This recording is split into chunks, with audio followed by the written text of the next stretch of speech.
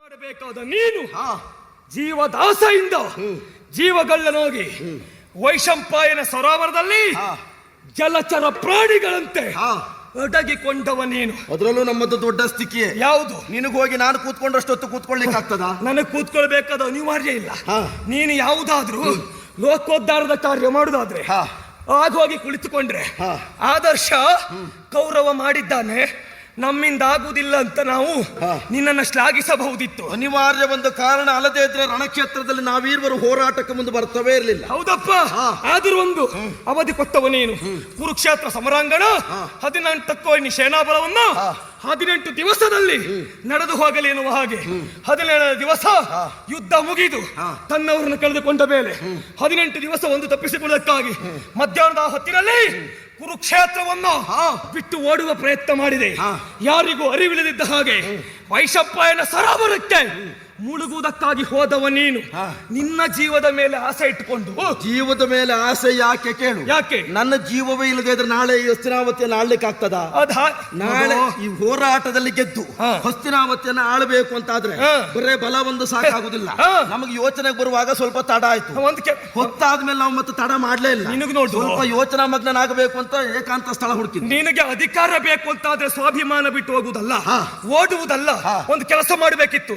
ಅಧಿಕಾರ ಮೇಲೆ ಆಸೆ ಇದ್ದರೆ ಸಂಧಾನಕ್ಕಾಗಿ ಕೃಷ್ಣ ಪರಮಾತ್ಮನ ಕಳುಹಿದಾಗ ನನಗೊಂದು ಅಧಿಕಾರ ಬೇಕು, ಪಾಂಡವರ ಪಾಲಿಗಿದ್ದದ್ದು ನಾನೀಗ ಕೊಡುವುದಿಲ್ಲ, ಪಾಂಡವರಲ್ಲಿ ಒಂದು ಮಾತನ್ನು ಹೇಳು ಅಂತ ಶರಣು ಬರಬೇಕಿತ್ತು.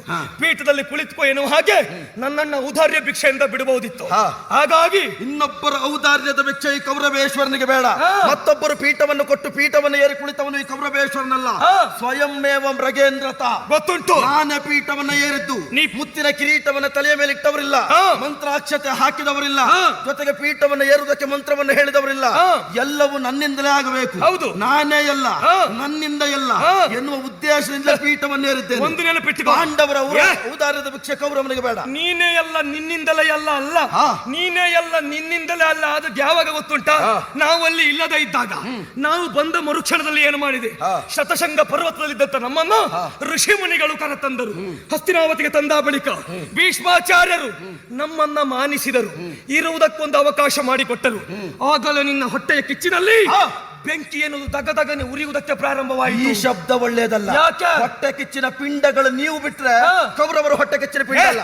ನಿನ್ನೆಲ್ಲ ಕೇಳ್ತೇನೆ, ಮೊದಲು ಗರ್ಭ ಧರಿಸಿದ್ದು ನನ್ನಮ್ಮನ ನಿನ್ನಮ್ಮನ? ಮೊದಲು ಗರ್ಭಧಾರಣೆ ನಿನ್ನಮ್ಮ. ನನ್ನಮ್ಮ ಗರ್ಭ ಧರಿಸಿದ್ದು. ಹೆತ್ತದ್ದು ಯಾರು ಮೊದಲು? ನಮ್ಮಮ್ಮ. ನಿಮ್ಮಮ್ಮನಿಗೆ ಹೊಟ್ಟೆ ಕಿಚ್ಚಾಯ್ತು. ಹೆಂಡತಿ ಕೂಡಿದ್ರೆ ಮರಣ ಅಂತ ತಿಳಿದಂತ ನಿನ್ನಪ್ಪ ಪಾಂಡು ಚಕ್ರವರ್ತಿ ಹೆಂಡತಿಯನ್ನು ಬಿಟ್ಟು ಇಲ್ಲೇ ವಾಸ ಮಾಡಬಹುದಿತ್ತು. ಹೆಂಡತಿಯನ್ನು ಕೂಡಿಕೊಂಡು ಋಷ್ಯಶೃಂಗ ಪರ್ವತಕ್ಕಾಗಿ ಹೋದ. ಇಲ್ಲಿ ನಮ್ಮಮ್ಮ ಗಾಂಧಾರಿ ಗರ್ಭವನ್ನು ಧರಿಸಿದ್ದಾಳೆ ಎನ್ನುವಂತ ವಿಚಾರವೆನ್ನುವುದು ಅಲ್ಲಿಗೆ ಮುಟ್ಟಿದ ಮೇಲೆ ಆಗ ನಮ್ಮನಿಗೆ ಮಕ್ಕಳು ಬೇಕು ಅಂತ ಅನಿಸಿತು. ಸಾಯುವ ಕಾಲಕ್ಕೆ ಪಾಂಡು ಚಕ್ರವರ್ತಿಗೋದು ಸಹ್ಯವಾಯಿತು. ಮೊದಲು ಗಾಂಧಾರಿ ಗರ್ಭ ಧರಿಸಿದ್ದಾಳೆ ಎನ್ನುವ ಹೊಟ್ಟೆ ಕಿಚ್ಚಿನಿಂದ ಗರ್ಭ ಧರಿಸಿದ್ದು ನಿನ್ನಮ್ಮ ಕುಂತಿ. ಅಲ್ಲಿಂದ ಹುಟ್ಟಿದಂತ ಪಿಂಡಗಳು ನೀವು. ಹೊಟ್ಟೆ ಕಿಚ್ಚಿನ ಪಿಂಡಗಳು ಪಾಂಡವರು. ನಿನ್ನೆಲ್ಲ ಕೇಳ್ತೇನೆ, ಹೇಳಿದೆಯಲ್ಲ, ಶತಶೃಂಗ ಪರ್ವತದಲ್ಲಿ ಋಷಿ ಮಹರ್ಷಿಗಳ ಶಾಪವನ್ನ ಪಡೆದಾಗ ಅಲ್ಲಿ ಏನಾಯ್ತು ಕೇಳು. ಶಾಪಗ್ರಸ್ತರಾದ ನಮ್ಮಪ್ಪ ಹಸ್ತಿನಾವತಿ ಪೀಠ ಏರುವುದಕ್ಕೆ ಬರಲಿಲ್ಲ. ಹೊಟ್ಟೆ ಕಿಚ್ಚಿದ್ದದ್ದೇ ಹೌದಾದ್ರೆ ಹೆಂಡತಿಯರ ಮೇಲನ್ನ ಕೂಡಿದರೆ ಮಾತ್ರ ಅವನಿಗೆ ಮರಣ. ಹೆಂಡತಿಯರನ್ನ ಕೂಡದೆ ಪೀಠದಲ್ಲಿ ಏರಬಹುದಿತ್ತು. ಪೀಠದಲ್ಲಿ ಕುಳಿತುಕೊಂಡರೆ ಕೇಳುವುದಕ್ಕೆ ನಿನ್ನಪ್ಪನಿಂದಲೂ ಸಾಧ್ಯವಾಗುತ್ತಿರಲಿಲ್ಲ. ನಿನ್ನಲ್ಲಿ ಒಂದು ಮಾತು ಕೇಳುತ್ತೇನೆ, ಏನು? ಉತ್ತರಾಧಿಕಾರಿಯ ತೀರ್ಮಾನವಾಗದೆ ಚಕ್ರವರ್ತಿ ಪೀಠದಲ್ಲಿದ್ದವ ಪೀಠವನ್ನು ಬಿಟ್ಟು ನಾಡನ್ನು ಬಿಟ್ಟು ನಂಬಿದ ಪ್ರಜಾವರ್ಗದವರನ್ನು ಬಿಟ್ಟು ಸನ್ಯಾಸ ದೀಕ್ಷೆಯನ್ನು ತೆಗೆದುಕೊಂಡು ಋಷ್ಯಶೃಂಗ ಪರ್ವತಕ್ಕೆ ಹೋಗಿ ಉಳಿದುಕೊಂಡ್ರೆ ನಾಡಿನ ಗತಿ ಏನಾಗಬೇಕು? ಪುಣ್ಯಾತ್ಮ, ಒಂದು ನೆನಪಿಟ್ಕೋ, ನಾಗಪುರದ ನಗರಾಧ್ಯಕ್ಷ ನೀನ್ ಹೌದು. ಹಾಗಂತ ನಿನ್ನ ಹೆದರಿಕೆಯಿಂದ ಹಸ್ತಿನಾವತಿಗೆ ಯಾರು ದಾಳಿ ಮಾಡದೇ ಇದ್ದದಲ್ಲ. ಗಂಟೆಯ ಕಂಠದಿಂದ ಗಂಧರ್ವ ಲೋಕವನ್ನೇ ನಡಗಿಸಿದ ಇಚ್ಛಾಮರಣಿ ಭೀಷ್ಮಾಚಾರ್ಯ ಇದ್ದ ಕಾರಣ ಹಸ್ತಿನಾವತಿಯ ಮೇಲೆ ಯಾರು ಅಭಿಯೋಗ ಮಾಡಲಿಲ್ಲ.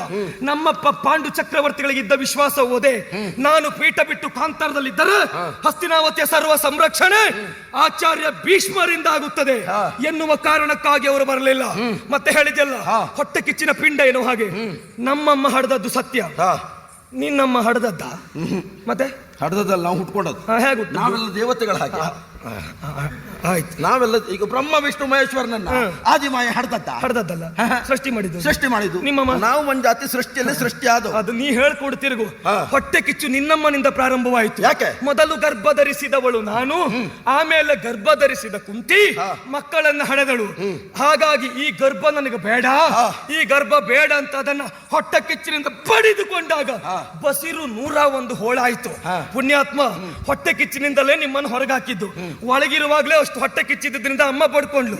ಹೊರಗೆ ಬಂದ್ಮೇಲೆ ಮತ್ತೆ ಹೋಗುತ್ತೆ ಹೊಟ್ಟೆ ಕಿಚ್ಚು ನಿಮ್ಮದು. ಅವತ್ತು ನಮ್ಮ ಜಾಗದಲ್ಲಿ ನೀವಿದ್ದಿದ್ರೆ ಸೊತ್ತು ಮಣ್ಣು ಚಾಳಾಗಿ ಹೋಗ್ತಿದ್ದೆ. ಯಾಕೆ? ನಾವು ಒಂದು ಪಿಂಡ ಹೊರಗೆ ಬಿದ್ದು 100 ಪಿಂಡಗಳಾಗಿ ಮತ್ತೆ ಹುಟ್ಟು ಬೆಳ್ಕೊಂಡು. ಪುಣ್ಯಾತ್ಮ, ನೀವು ಹೊರಗೆ ಬೀಳುವಾಗ ಸತ್ತೋಗಿ ಬಿದ್ದಿದ್ದೀರಿ.